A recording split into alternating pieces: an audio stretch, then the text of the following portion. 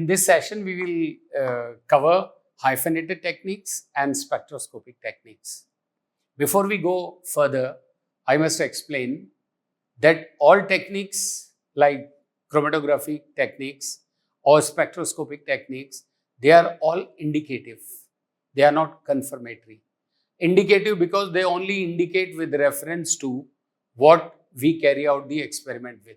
For example, based on adsorption, based on solubility, partitioning, polarity, the components separate, having equilibrium between mobile phase and stationary phase. The results only indicate that this component may be present, but it does not confirm. In order to confirm it, hyphenated techniques are the best techniques. What the technique is hyphenated with? It is nothing but mass spectrometer. Okay. Mass detector attached with the gas chromatograph or liquid chromatograph becomes GC mass or LC mass. That is the hyphenated technique. These techniques are quantitative as well as confirmatory. Identification is possible on comparison to standard mass spectrometry libraries. One can create the libraries taking the standard sample, having the complete mass spectra, create library, and unknown sample when one receives. Always go back to library and check it. The charged particle ions pass through electric and magnetic fields. Okay? Their paths vary according to their mass to charge ratio. And remember, mass to charge ratio is unique. Not each constituent will have its mass to charge ratio unique. That is why these techniques are called confirmatory techniques. On the basis of mass to charge ratio of charged particles, it is possible therefore to develop library.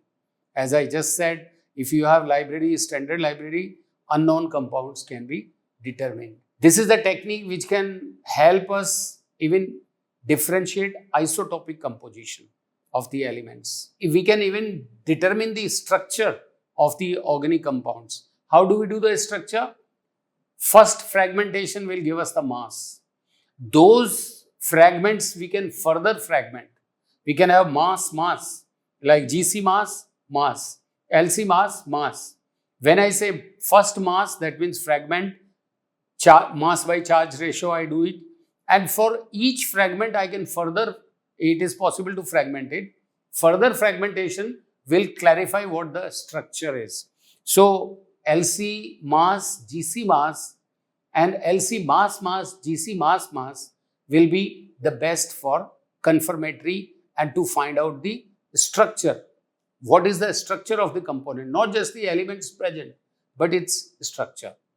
So let us talk about gas chromatography with mass spectrometry, hyphenated GC mass. Each solute that exists from the column diverted to mass spectrometer, the MS portion of the system.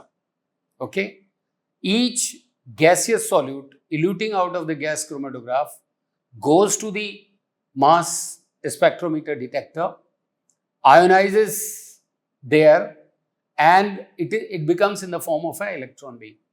The ions formed there are then directed down to a separator, okay, in the mass spectrometer detector. It isolates each component and counts the ions according to their mass. We have already said that mass by charge ratio, they are differentiated. The sequence and relative intensity of each mass peak will give the information about the chemical identity of the solute. We all already know that mass by charge ratio is unique for a given element, given component. The absolute intensity of the peak will give us the concentration, okay? Information about the amount, about the concentration. So this is about gas chromatography, mass spectrometry. Let's see liquid chromatography, mass spectrometry. Exactly the same. LCMS, as we know, different from GC in the sense that the mobile phase is liquid. Okay. So analytical technique that combines separation of LC, mobile phase is liquid, but hyphenated with mass spectrometry. In the same way, the ions would be generated here, and those ions would be analyzed, isolated based on mass by charge ratio and analyze. What are the techniques for creating the ions? Either by electron impact, we bombard the energetic electrons, or by fragmentation pattern. We can also ionize by chemical ionization, that is reagent gaseous ions or proton adducts. Okay, both the kind of techniques are, but the equipment based on both the techniques are available. Depending on what our requirement, what kind of samples we are analyzing, either we do it by EI or we do it by CI. Now, different types of mass analyzers, okay, the detectors, the analysis done by, for example, in LCMS. Either we can have single quadrupole, we can have triple quadrupole, we can have ion drop, time of the flight, and quadrupole time of flight. Clubbed together, quadrupole and time of flight. The quadrupole and ion trap instruments are highly sensitive, used for target-oriented residue analysis, whereas TOF and TOP instruments are mainly used for accurate mass analysis and structure identities, okay, because they are talking of molecular weight and non-target compounds, metabolite identifications, etc. Now look at the quadrupole. You have source, you have high charge. Remember, the ions are created under a very, very high vacuum. So the mass spectra is all operated under a high vacuum. In the case up to separation, in HPLC, for example, you require the high pressure for separating it. But when it goes to the mass, then it is high vacuum. Okay. So the material passing out of the column, when it goes there, it gets converted into non-resonant resonant ions. They are directed to become resonant ion, and then they go to the detector. And DC and AC voltage is applied there to create the ions in the quadrupole. Mass spectrometry detectors, therefore, components are ionized, okay, and pass through the mass analyzer. They have the ion current because they are electron beam that is detected. Now let's talk about spectroscopy and spectrometry. Remember, often people mention both without understanding the difference between the two. A spectroscopy actually is nothing but study of interactions between matter and light, the radiations. When radiations are falling on the material, then the interaction between light falling on the matter and the matter is a spectroscopy. Understanding that. But it does not create results. For doing the results, we need spectrometry. So spectrometry is nothing but application of spectroscopy to get results about what is the content of various components in a mixture. Spectrometry techniques are based on principles of spectroscopy. They can be either emission or absorption. We have already said that it is nothing but light reacting with the matter. So if the material is absorbing the light, then it is absorption spectrometry. If it is absorbing and after absorption it is emitting, or not absorbing, just emitting, then it is emission spectroscopy. Look at the electromagnetic spectrum. Here you see we have infrared, which will, if the infrared is falling on the material, then the molecules will vibrate. If the ultraviolet visible far infrared is falling, the molecules will rotate. But if the ultraviolet or visible light is falling, then there will be electronic transition. And we will see the color or non-color, the electronic transition. That means within the atom, the electrons will move from one orbital to another orbital. If we go further, higher energy like X-rays, then of course we can down and attack even atoms. Gamma rays can even knock off, X-rays can knock off electron out of the element. So this electron magnetic spectrum will give us an idea of spectroscopy in the sense that which light source is falling, which radiation is falling on the material, what kind of changes will happen in the material. I will repeat, if infrared radiations are there, molecules will vibrate. If UV and visible is there, the electrons in the atoms will go up. So UV visible is at the atomic level. IR is at the molecular level. X-rays are there even within the atom at the electron level. What are the techniques, spectrometric techniques? The first is UV visible, atomic absorption spectroscopy, inductively coupled plasma, Fourier transform infrared spectroscopy, and nuclear magnetic resonance spectroscopy. In UV visible, what is there is, we have a beam of light of UV source. We have seen in the electromagnetic spectrum, there are radiations of various wavelengths. In the UV visible, the wavelengths which fall in the ultraviolet region from the source, okay, that is the one which is used. So a beam of light from UV sources separate into its component wavelengths, various wavelengths, say for example, 200 nanometer to 800 nanometer. So a source will be radiating 200 nanometer to 8 or 400 nanometer to 800 or 500 to 800, depending on what kind of source we are using. So the light source will giving the beam of radiations, okay, various radiations of different wavelengths, component wavelengths by diffraction grating. So the light is coming from the source, and there is a diffraction grating which will grate it into different wavelengths. Each monochromatic beam, okay, is split into two parts, two equal intensity beams.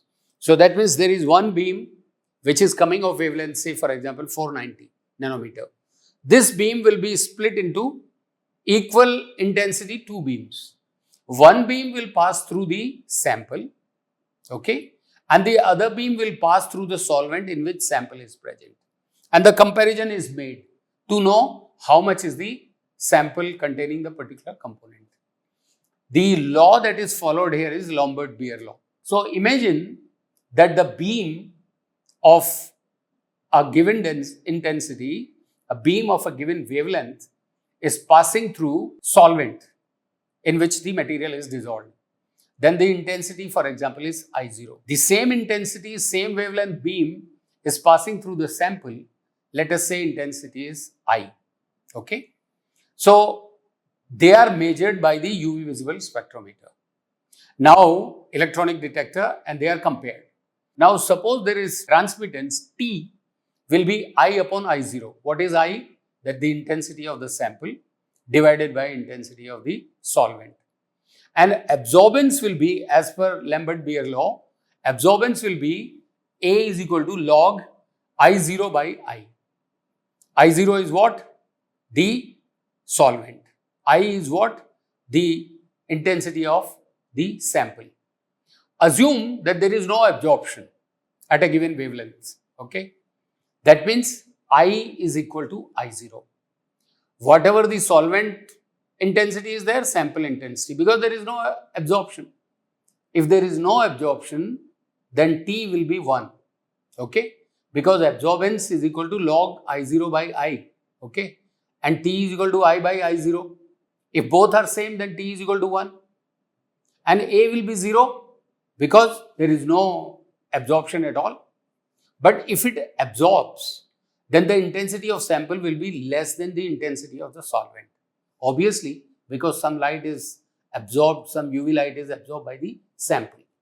The most UV visible spectrophotometers will have on the vertical axis the range from 0 to 2, okay, for absorbance. If you are checking the absorbance, the minimum range is 0, maximum is 2. At minimum 0 means transmittance is 100%, and at 2 absorption, the transmittance is 1%. We always check the wavelength of maximum absorbance. At which wavelength, okay, the maximum absorption is there, lambda max, and this is characteristic. All compounds, visible or non-visible, okay, visible are colored, non-visible are not colored, the Y max is characteristic of the compound. The range is for the UV, it is 200 to 400 nanometer. For the visible, it is 400 to 800 nanometer. The solvents in UV visible spectrophotometer is water and ethanol, or in the organic side, hexane and cyclohexane. And the samples that you analyze, they must be completely clear. There should not be any haziness, there should not be any suspended matter. Atomic absorption spectrometry is the one where you are doing the elemental analysis, a very popular technique for assessing metals, okay, in minerals and all sorts of residue metals in food, all sorts of mineral nutrients in food, we do it by atomic absorption spectrometry. It is possible to analyze all elements present in the periodic table. It is very rapid, it is sensitive, selected for all elements, and it consists of what? First, the light source. We are doing spectrometry, so light source has to be there. In this case, the light source is cathode lamp. In fact, the hollow cathode lamp. Okay. Why cathode lamp? Because the cathode lamp supplies the radiations of the same element which we are analyzing. As a basic principle, the metal will absorb the light, same wavelength light which it emits. Okay. So, the hollow cathode lamp, which is emitting the light of a given wavelength, will be the one which will be absorbed by that metal. So, for analysis of any metal, we have to choose the hollow cathode lamp of the same metal. If we are doing the iron in food product, in water, then the lamp should also be of iron. The light source should also be of iron. If zinc, then zinc. So, the emitted light energy, emitted light which is coming from the cathode lamp will be absorbed by the sample of that metal. A sample cell, which is absorption cell, a monochromator, which will actually take care of the lights of one wavelength, detector, output unit. What is the principle of AS? We first wet digest. During the ashing, we always digest with acids, okay? And the ashing with, we say acid insoluble ash or acid soluble ash. What we do basically is we digest the material with acids, okay? And so all the elements will get into the solution. That solution is aspirated through a nebulizer into the high temperature flame. All atoms, all ions present in the solution will get into their gaseous form, gaseous atoms, and those gaseous atoms are ready for absorbing the light which is coming from cathode lamp. I already told you the cathode lamp has the same metal which is targeted metal we are analyzing. So it is coming from the cathode lamp of unique wavelength, same wavelength which the metal is being tested. Electrons in the atoms move from ground state to the excited state, and the light absorbed in this process of ground state to excited state is measured, and that is used for knowing the concentration. So, light absorbed is from emission lines produced by hollow cathode lamp. The hollow cathode lamp emission lines are same which the metal we are examining. Monochromator, which is there after the material passes through the flame, monochromator isolates the specific spectrum line emitted by source through spectral dispersion and focuses upon a photomultiplier detector, which converts light signal into electrical signal, and we get the data for each element. The greater the amount of gaseous atoms present in the flame, better would be the sensitivity of the equipment, the better would be the factor for going as low as possible. Because more the gaseous atoms, more the energy absorbed, and better will be the signal. So, using the mixture of gases, we can change the temperature.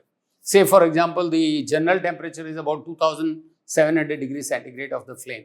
But by changing the gases, we can increase, okay? So, what do we do is some elements get to gaseous atoms only at high temperatures, okay? But to reach that temperature, suppose we use oxygen, then some metals may get oxidized to oxides. If they become oxides, then they do not redissociate into atoms. So, in order to inhibit this, the flame must be modified to achieve a reducing, non-oxidizing flame. Generally, it is preferred to have non-oxidizing flame. So, in those cases, air acetylene and nitrous oxide acetylene flames are the most widely used. I repeat, when we have the flame which is by burning the gases, because the oxygen is there, it is possible that the metals will turn into metal oxides. If they turn into metal oxides, they will not be in the gaseous atom form. Then they will not be able to absorb the light coming from the hollow cathode lamp. So in those cases, the flames are not of one gas. It is always with the reducing gas. And what is the reducing gas? Acetylene gas. So we have a mixture, air acetylene burning, nitrous oxide acetylene burning. And increase of, for example, increase of nitrous oxide, you can achieve higher temperature. A nitrous oxide acetylene flame has a higher temperature as compared to air acetylene flame. This is the picture which shows hollow cathode lamp. The emitted rays are coming, falling on the flame in which the sample is injected, and the beam is going straight to the monochromator, and monochromator is sending it to the detector, photomultiplier, which gives the record at the electronic readout. So in certain metals like silver, beryllium, calcium, iron, lead and tin, okay, we need to have high temperature for getting the gaseous atoms. So for that, what is generally done is the graphite furnace is used. It's basically a graphite tube which provides a small contained area for atomization. And atomization is done by electrothermal heating. It's not done by the gas heating, okay. It's not the air, it is not different gases burning, it is electrothermal heating. The high temperature capabilities and containment of the sample is so high, okay, it allows the complete atomization. And the tube, the graphite tube has open ends so that the beam can pass, okay. So this graphite furnace allows the atomic absorption spectrometer to achieve very low quantification, level of quantification, LOQ is very, very low. Similarly, there is a generation of hydrides, okay. For certain elements, it may be necessary. I mean, they are, for example, lead, for example, mercury, they are supposed to be formed. They cannot be analyzed by either electrothermal, okay, or by the high temperature gas. They are supposed to be done by formation in hydrides. So what do we do here is acidified sample solution is added to a solution of sodium borohydride, okay, in a specially designed reaction cell. So all of them are converted into hydrides. The resultant volatile hydride gas is then passed on to optical cell, and the all further principle is same. Basically, the elements which are volatile, which get escaped in flame or cannot be done by graphite are done by vapor generation ASVGA, which is by formation first the hydride and hydride then to gaseous atoms. Gaseous atom then absorbs the emitted rays and we get the analysis. After the atomic absorption spectroscopy, where the temperature is 2700 degree or 3000 maximum, we have other technique, that is inductively coupled plasma. Here there is no gas, okay. So this is for analysis of trace metals, because the ICP generally has much lower LOQ, limit of quantification, than the atomic absorption spectrometer. Elements emit radiations of characteristic wavelength after they are actually subjected to plasma of the inductively coupled plasma. An aqueous solution is preferred over the organic solution, okay, and avoids solid samples because they can clog the instrument. Nebulizer transforms the aqueous solution into an aerosol. So the sample is converted into aerosol by a very high pressure, okay, jet nebulizer. The emissions are converted to electrical signal. They measure the signal quantitatively. I repeat, inductively coupled plasma is nothing but, the principle is almost similar to atomic absorption spectrometry. The only difference is no flame, okay, here it is plasma, okay. The aqueous solution, the element emit radiations after they are in the plasma. So sample injected goes to plasma arc, there it starts radiating the light, and that is what is observed to get the concentration. ICP OES involves, this is emission spectroscopy, okay. In the case of AS, that was absorption spectroscopy. Here it is emission spectroscopy.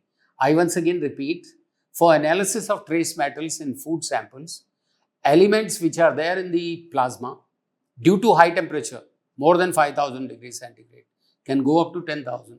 Elements emit radiations of characteristic wavelength.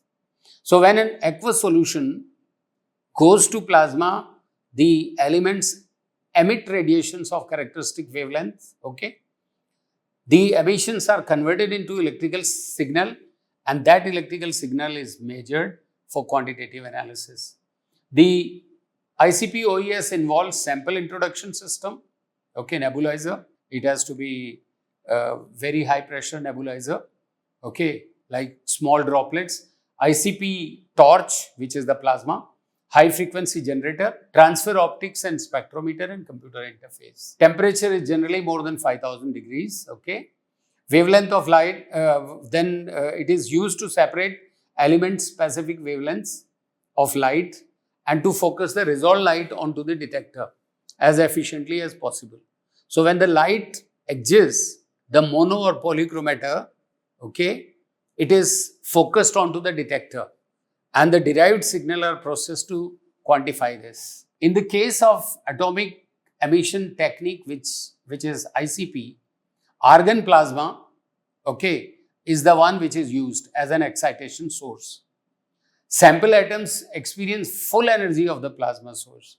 The high temperature provides excellent sensitivities, especially for refractive elements which require very high temperatures, which cannot be done by AS.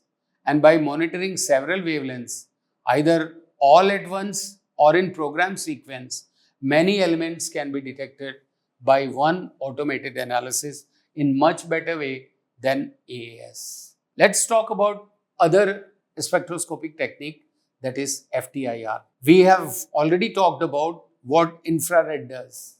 It vibrates the molecules.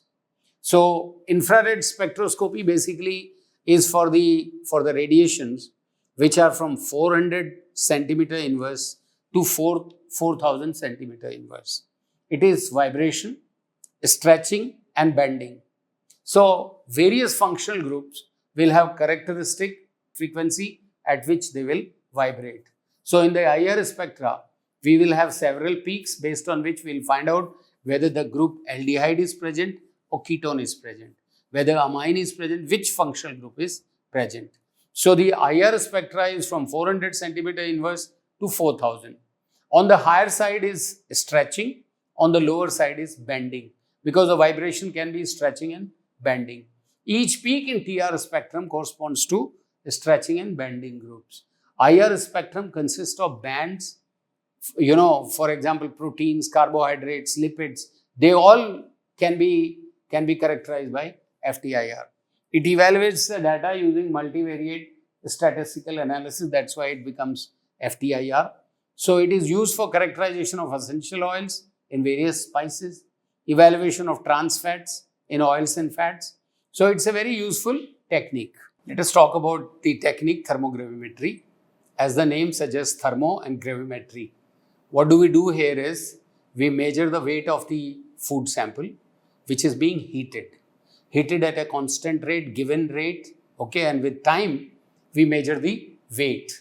So we plot with temperature the loss in weight, that is thermogravimetry. To say it, continuously measure the mass of a sample, okay, when it is heated or it is cooled. Suppose there is a hot mass and we are cooling, then also thermogravimetry is done, okay, at a control rate, or it is held at a constant temperature, okay. We take a particular temperature and we just note down the loss in weight for a period of time with reference to a control sample, okay. So useful to monitor process that involves a change in mass. So when we are giving heat to the food, how the mass is changing, what are the process? The drying, liberation of gases, absorption of moisture, all this will be checked by thermogravimetry. When we are designing processes for processing of foods, thermogravimetry is very, very important for all components that are going to be used for food processing. To study various types of processing storage conditions, how the material, how the food will behave under different storage conditions, under different processing conditions. TGA or thermogravimetry is very useful. It is possible to do it under controlled pressure and controlled temperature. We can carry out thermogravimetry in nitrogen atmosphere. We can carry out thermogravimetry under pressure or under vacuum. All that is possible. The ability to carefully control the temperature, pressure and composition is there in all the equipment, that is the thermogravimetry equipment. Then there is another equipment, that is differential thermal analyzer. This also is the changes in food when we are heating it. How it is different from thermogravimetry? Here we are not checking the weight loss. In thermogravimetry, we were checking the weight changes. Here we are talking about the temperature changes when we are heating it. How it is done? We have two cells. In one cell, we take the sample. In the other cell, we take the reference material. Say for example, alumina. So we are, in both the cells, there is thermocouple. Okay. Both the cells are heated. Okay. At the control rate. And the small difference in temperature between sample cell and reference cell is delta T. And that is what is recorded. Okay. So basically, we have one cell with the sample, the other cell with the reference material. The reference material will have no change when we are heating it. The sample cell, because sample is there, it will change. The reference material is the one which will show no change throughout when it is heated up to 1000 degrees, like alumina. The sample cell there will be a lot of changes, either endothermic or exothermic reactions with the heat absorbed. But we are checking the temperature difference because both the cells are fitted with thermocouple. The output is nothing but plot of delta T versus T, okay, which is we are heating. The temperature which is raised versus the delta T at each temperature. Okay, the area under the peak will tell us about the amount of material which was involved in the transition. And the peak, the transition, the point at which it is happening, if it is on the negative side, it is endothermic. If it is on the upper side, the positive side of the graph, it is exothermic. There is another technique, that is differential scanning calorimeter. In the DTA, we had two cells and we were checking the temperature difference. Here we are checking how much electric supply we have to give to the cells to make sure that the temperature remains same. So this technique records the energy, electric energy that is supplied, required to keep the temperature difference 0. In DSC, the delta T is 0 between the reference and the sample. And how much energy is supplied to ensure this is 0? DSC. So the DSC graph will have the scanning calorimeter graph will give us the endotherm and exotherm. Basically, no temperature difference between the two. But the difference will be energy supplied. The sample has to be supplied with the energy. If it is supplied, energy is supplied to the sample, then it is endothermic reaction. Okay, enthalpy is negative. If it is withdrawing the energy when you are heating it, then it is exothermic. So we'll be able to find out. This is more for the phase changes. This is more for substances like solid liquid ratio in fat and oils. So DSC is very, very useful when it comes to energy involved in the thermal treatment of foods. We have covered chromatography, we have covered application of chromatography, we have covered various aspects of spectroscopy, we have covered various aspects of gravimetry, thermal gravimetry, DSC, DTA.